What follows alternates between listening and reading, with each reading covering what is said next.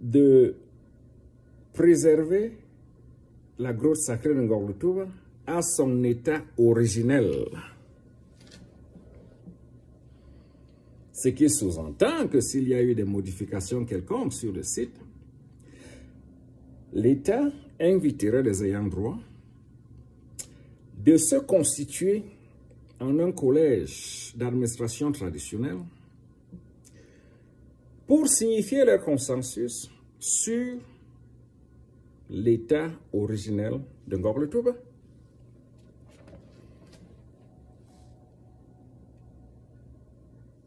Pour ceux qui savent un peu de ma position,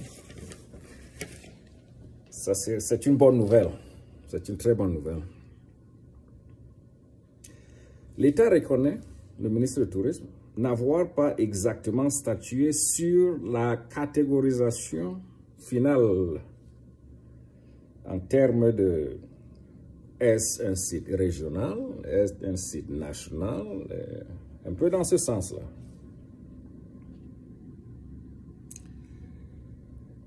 Les personnes et les groupes, ceux qui étaient là, ont un devoir d'organiser les séances de travail avec les forces vives du terroir Bassa Mbene Batimpo et soumettre le rapport à la délibération et l'attention du ministère dans les délais de 60 jours à partir peut-être la date de réunion du 28 février 2024 pour dire ce qu'ils entendent par l'état originel de la grotte sacrée de Ngor le Touba.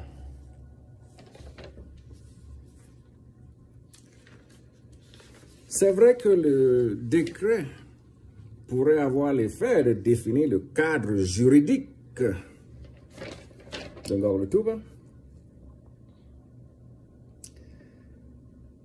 Et en réalité, le ministère du Tourisme,